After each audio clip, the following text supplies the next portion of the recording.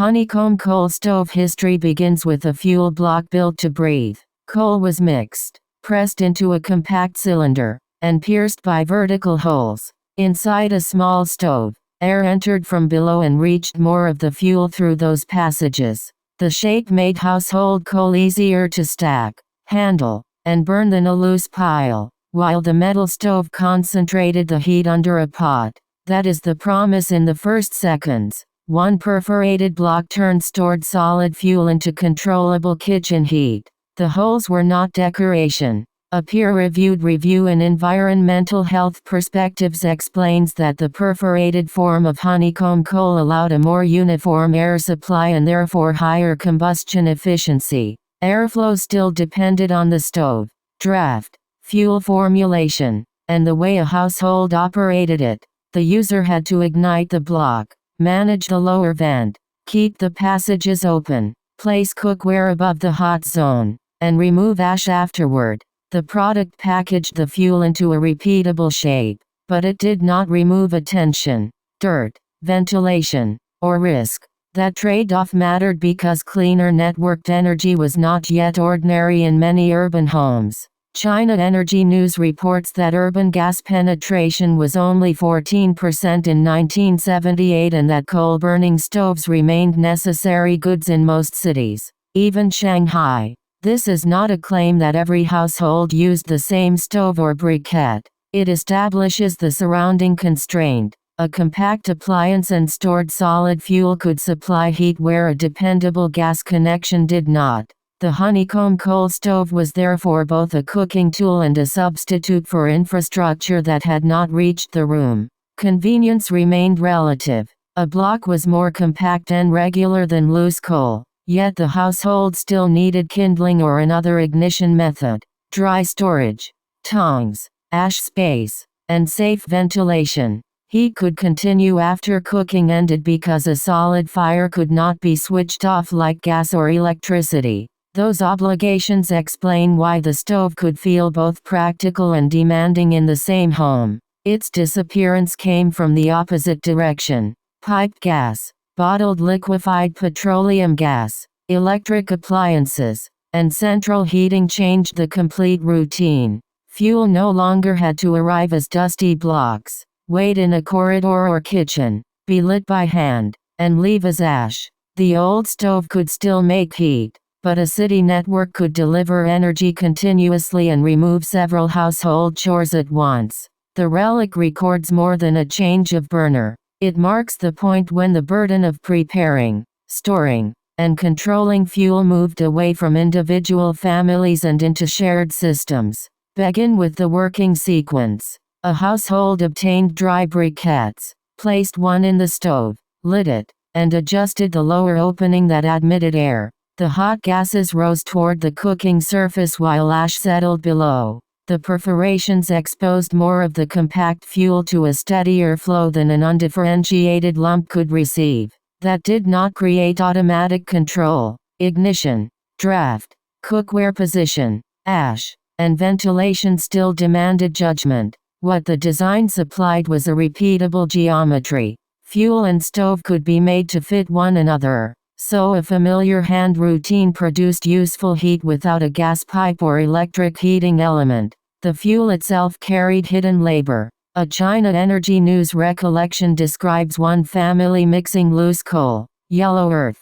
and water, then using body weight and a 12-hole hand press to form cylinders that dried in rows before storage.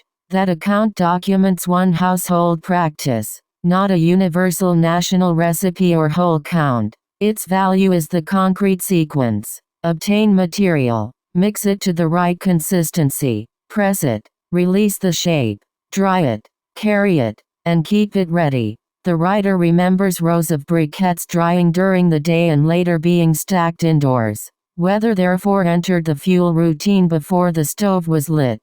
Later doorstep delivery of finished briquettes removed much of that preparation, but storage, ignition, ash, and soot remained inside domestic life. The stove filled a gap between an open fuel supply and an incomplete urban network. China Energy News traces early manufactured gas systems in a few cities but says only a small share of urban households had gas by 1978. In that setting, a coal stove could be installed without waiting for a pipe to reach the building. Independence was the advantage and the burden. A family controlled its own stock of fuel, yet it also needed space for that stock and had to keep the appliance working.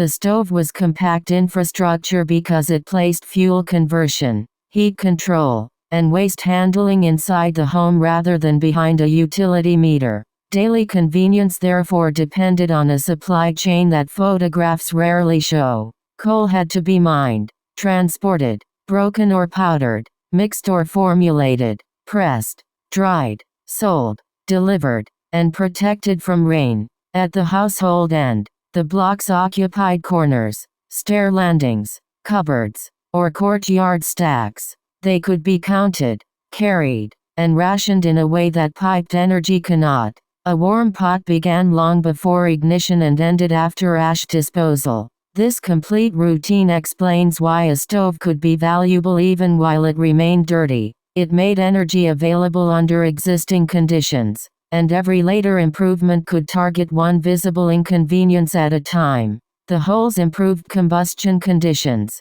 but they did not turn coal into a clean fuel. The peer-reviewed Environmental Health Perspectives Review explains that solid fuels are difficult to mix completely with air in simple household stoves. Across the coal and biomass stove studies it reviewed, more than 10%, and in some combinations much more, of fuel carbon became products of incomplete combustion rather than carbon dioxide.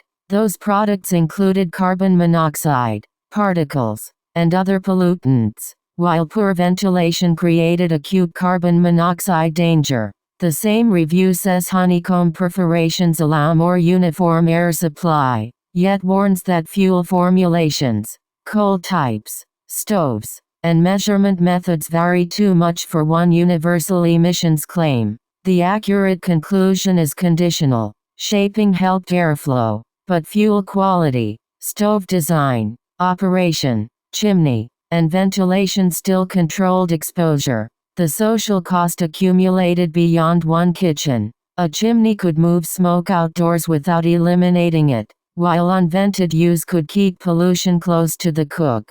Many small fires also meant repeated deliveries, coal dust, ash, and combustion distributed through dense neighborhoods. At the same time, the stove supplied meals and sometimes heat where alternatives were scarce or costly. Both facts belong in the same frame. The object was neither a quaint household charm nor simply a mistake. It was a workable answer to an energy system that required families to manage combustion locally, and its hazards helped make cleaner shared infrastructure more valuable. Replacement changed the comparison one task at a time. Bottled gas reduced solid fuel storage. Piped gas removed delivery and made heat available at a valve. Electric cooking removed combustion from the kitchen itself.